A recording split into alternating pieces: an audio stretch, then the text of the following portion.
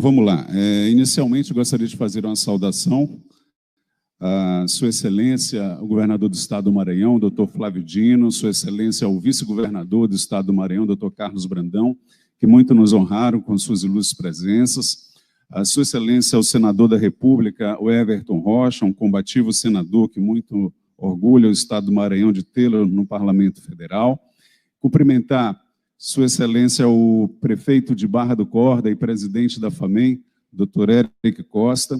Cumprimentar a todos os prefeitos que se fazem presentes nesse evento, quer seja presencialmente ou remotamente, pelas redes sociais da FAMEM, YouTube e Facebook.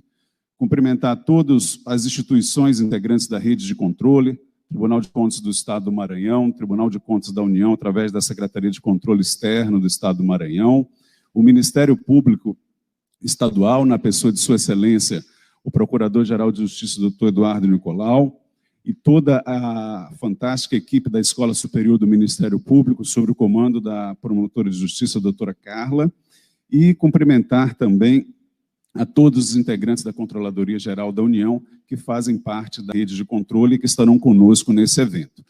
Rapidamente, feitas essas considerações, nós, a nível do Departamento Jurídico da FAMEM, traremos duas pontuações aos senhores que preferimos trazê-las agora nesse evento, porque no período eleitoral, naturalmente, não era um momento oportuno, ia passar mais uma informação, os senhores não iam ter esse acesso. Eu informo aos senhores que, em especial, aos prefeitos reeleitos, né, que estão aí, vão para a reeleição, e aqueles prefeitos no final de mandato, né, a exemplo do nosso excelentíssimo senhor prefeito Luciano Leitor, da cidade de Timon, que nos honra com a sua presença, o Tribunal de Contas do Estado, ele respondeu a uma consulta feita pelo município de Balsas, através do processo 3216/2020, os senhores podem consultar e baixar a decisão, em que foi consultado sobre a realização das audiências públicas se seriam indispensáveis, né? A indagação foi essa, nesse período de pandemia. Caso sejam consideradas indispensáveis, mesmo diante da desobrigação de cumprimento de metas fiscais em estado de calamidade pública, os municípios poderiam realizar as audiências por videoconferência para evitar o risco de contágio? Essa foi a segunda pergunta.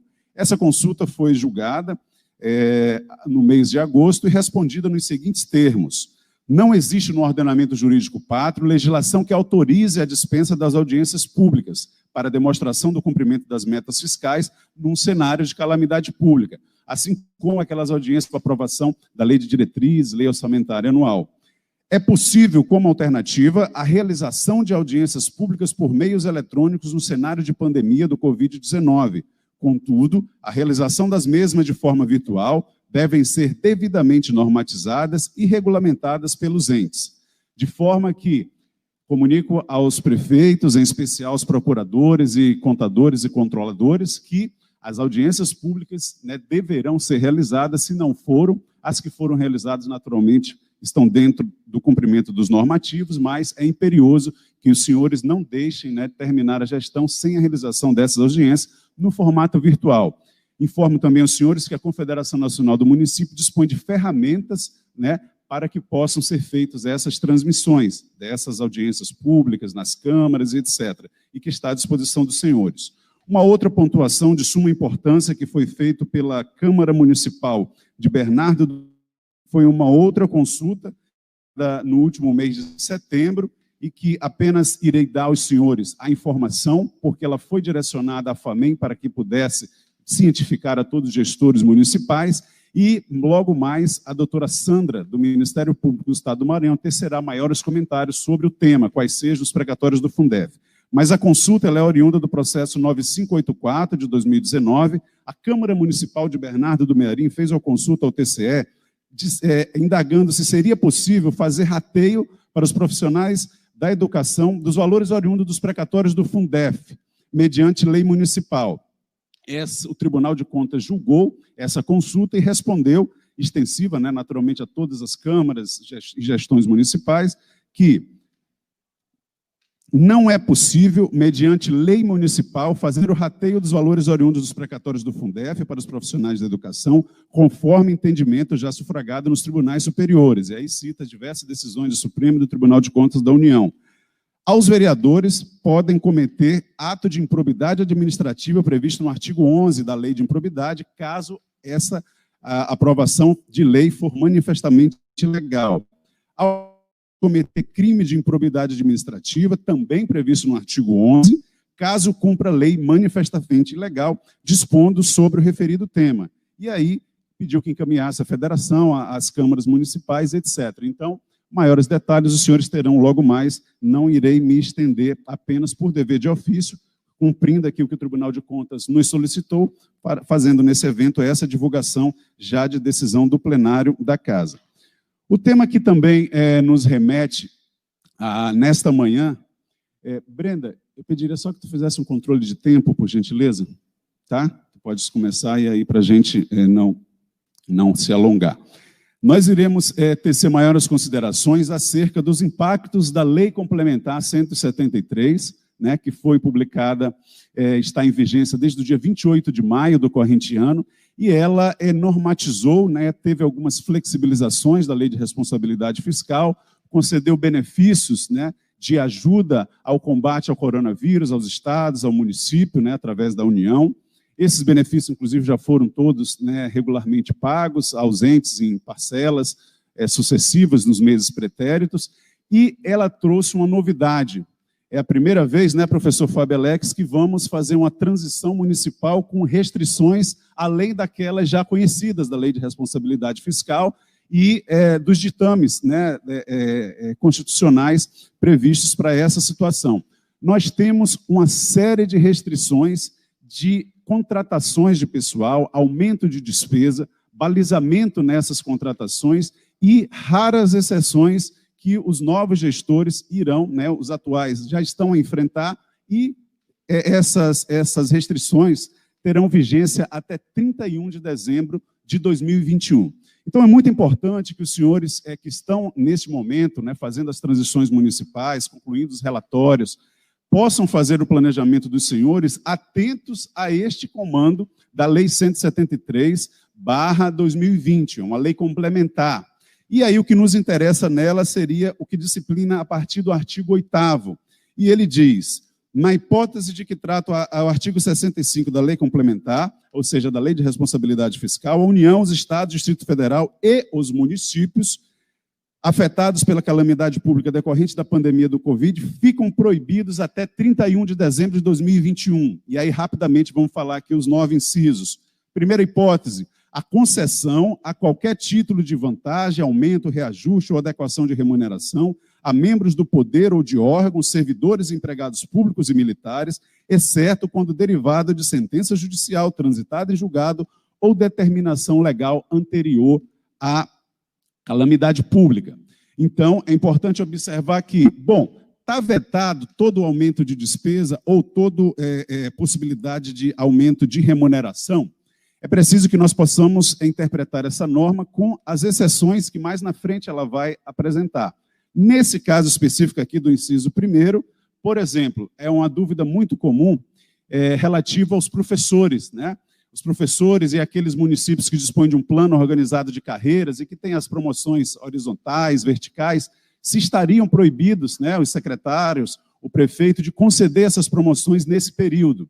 E aí a própria norma ela faz a ressalva no final, ou seja, como existe uma determinação legal, ou seja, existe um plano de carreira, existe uma lei municipal aprovada anteriormente à pandemia que garante essa progressão, então, naturalmente, é perfeitamente possível a realização dela, desde que, naturalmente, não extrapole o teto, né, daquele município nos ditames da Lei de Responsabilidade Fiscal. Temos uma outra possibilidade de restrição, que seria o inciso 2º, que seria criar cargo, emprego ou função que implique aumento de despesa. Significa dizer que toda criação de cargo, por exemplo, o prefeito novo está chegando, quer fazer uma reestruturação, reforma administrativa. Ele poderá fazê-lo desde que esses novos cargos não tenham um aumento de despesa no que ele está previsto na lei orçamentária anual dele para o exercício seguinte. Significa dizer que, se eu tenho um cargo de R$10.000, por exemplo, um cargo comissionado de R$10.000, e eu quero transformar esse cargo em 2 cargos de R$5.000, significa dizer que eu não aumentei de despesa. Agora, se eu for criar novos cargos que não estão previstos hoje, e esses cargos aumentarem a minha folha, né, de despesas, naturalmente ele entra nessa restrição. Alterar a estrutura de carreira que implica aumento de despesa. Muitos gestores estão pensando em criar novas secretarias, uma autarquia ou alguma coisa do tipo, e aí vão entrar na vedação desse inciso. Por quê? A estruturação da carreira ela pode ocorrer, desde que essa estruturação seja apenas, por exemplo, alteração de nomenclatura, mudanças de organograma e etc. Agora, se essa alteração da estrutura administrativa, ou seja, da chamada reforma administrativa que o gestor vislumbre fazer, alterar, aumentar a despesa, ela entra na restrição do inciso 3º. Admitir ou contratar pessoal a qualquer título, ressalvadas as reposições de cargo de chefia, de direção e de assessoramento que não acarretem aumento de despesa, as reposições decorrentes de vacância de cargos efetivos ou vitalícios, as contratações temporárias, de que trata o artigo 37, e as contratações temporárias para a prestação de serviço militar e de alunos de órgãos de formação.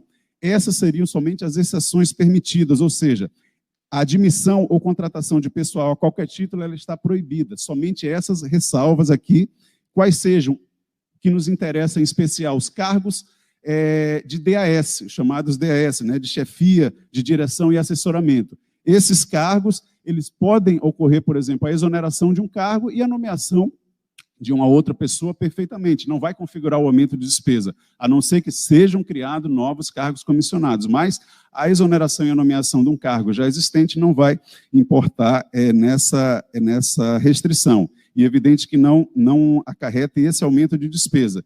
E o concurso público, nós vamos falar aqui na frente, o inciso 5º, disciplina aqui, é proibida a realização de concurso público e ele dá exceção, né, até 31 de dezembro do ano que vem. Quais sejam? As reposições de vacâncias previstas no inciso 4º. Quais são as vacâncias que geralmente tem nos estatutos dos servidores públicos municipais? A exoneração, a demissão, a readaptação, a aposentadoria, a recondução e, naturalmente, o falecimento. Ocorrendo qualquer uma dessas situações e que implique, naturalmente, na necessidade do município de novas contratações, ele poderá realizar o concurso público, não vai estar dentro dessa restrição. Criar ou majorar auxílios, vantagens, bônus, abonos, verbas de representação ou benefícios de qualquer natureza, inclusive de cunho indenizatório, em favor de membros do Poder, do Ministério Público, da Defensoria, servidores, empregados públicos e militares ou ainda de seus dependentes, exceto quando derivado de sentença judicial ou determinação legal anterior àquela calamidade.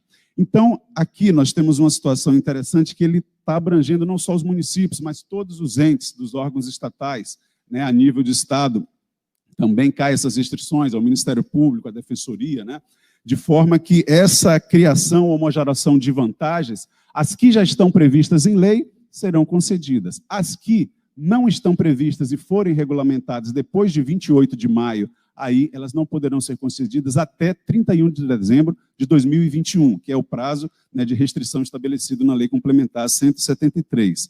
Criar despesa obrigatória de caráter continuado, ressalvado as duas exceções. Essas despesas obrigatórias de caráter continuado são aquelas que vão impactar em, no mínimo, 2 exercícios seguintes, não é, professor Fábio? E aí há necessidade do estudo desse impacto orçamentário, se vai comportar essa exceção, e aí sim, poderá ser criada, desde que dentro dessa exceção. Fora isso, estaria dentro dessa vedação.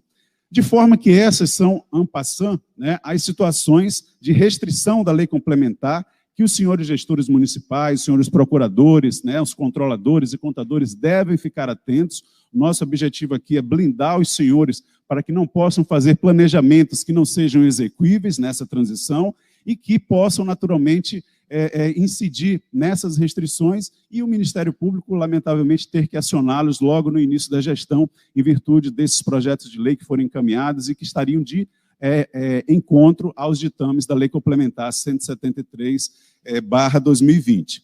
No mais, eu não irei mais me estender, temos uma programação longa, estaremos abertos logo mais às perguntas dos senhores e encerro essa minha participação agradecendo a direção da FAMEM, assim como a Escola Superior do Ministério Público pela oportunidade, augurando-lhes um excelente evento a todos os que nos sucederão a partir deste momento. Repasso a palavra ao cerimonial.